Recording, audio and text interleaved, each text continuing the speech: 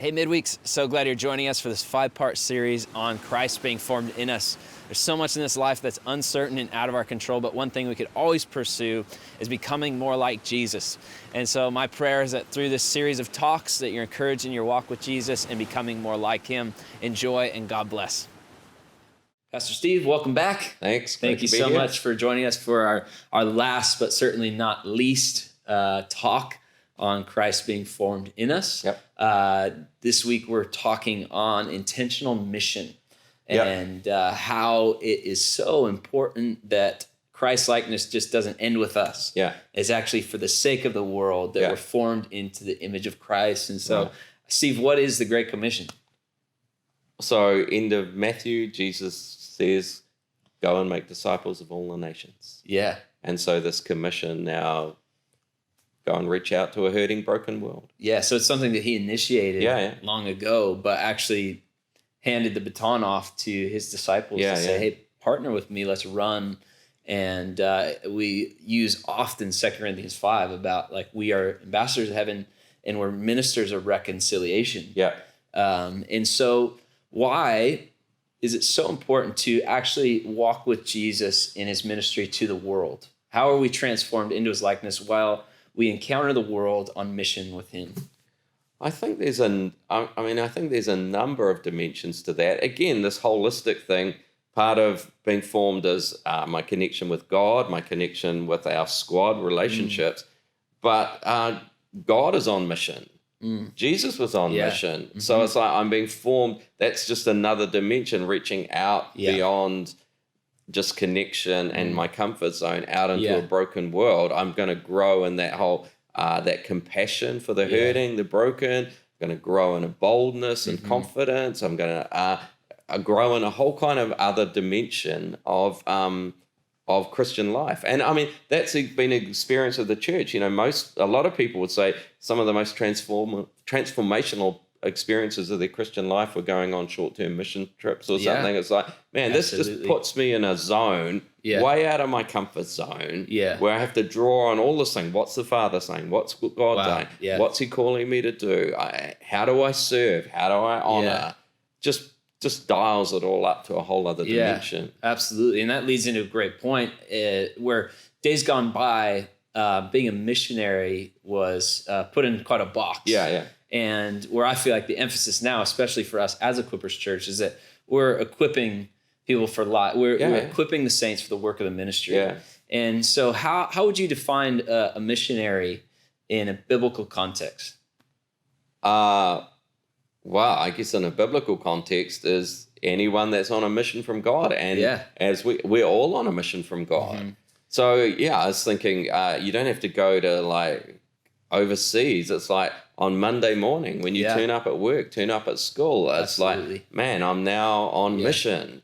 How do I hear from God? How do I connect with people? How do I share my faith? How do I offer to pray for somebody?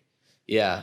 And so another struggle with this can be the reality that when I engage with mission, it might hurt. Like when I see the brokenness of the world, when I'm exposed to things that don't look like me, act like me, when my eyes are open to the human condition, it leaves me feeling so unsettled and so uncomfortable. Why do you think that's so important to actually put ourselves in that position to be Christ-like? Man, because that's feeling the heart of God. Yeah.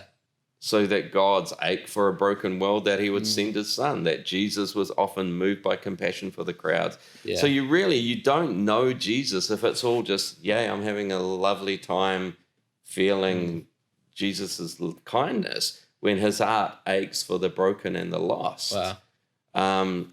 So I remember first time I went to this rubbish dump in the Philippines where 10,000 people lived. And the thing that broke my heart was like, Jesus, I never realized that you look down on this every day. I never realized that this weighed on your heart so much.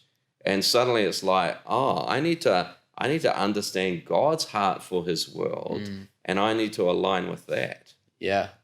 And so there's this reality as a Christian that we are partnering with Christ. Yeah. And in John chapter 2, we read about Jesus' first miracle where he turned water into wine. Yeah. And it was actually by way of his disciples And it said, this is the first time that he revealed his glory was with partnership and people. Yeah. And so really we partake in the glory of God by partnering with him. And so how do we hold that intention in our lives of like God's working on our behalf, but he's also, kind of in a way depending on his body, his hands and feet to be the answer to the world's problems?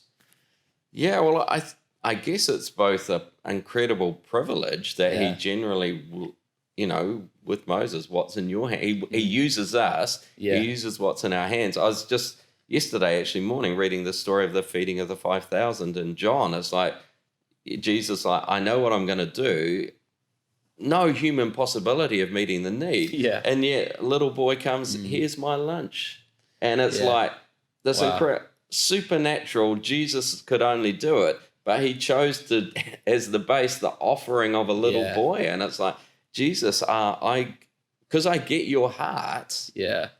I give you this little seemingly irrelevant thing I've got. And Jesus, I can use that now. Yeah, so it seems like without intentional mission in our lives, we miss out on that dependency on the voice of God, on hearing his heart, leaning into him. And so if we don't engage with mission, our lives are actually so limited. Yeah, and we don't actually get what's on the heart and mind of God. That his agenda is reach the nations. His agenda is change the world. So you can't kind of be engaged in worship and not understand that's what's on his heart. Wow. So it actually affects every part of our spiritual disciplines, our relationships, this reality that we're on mission. Like this is all unto something. Yeah.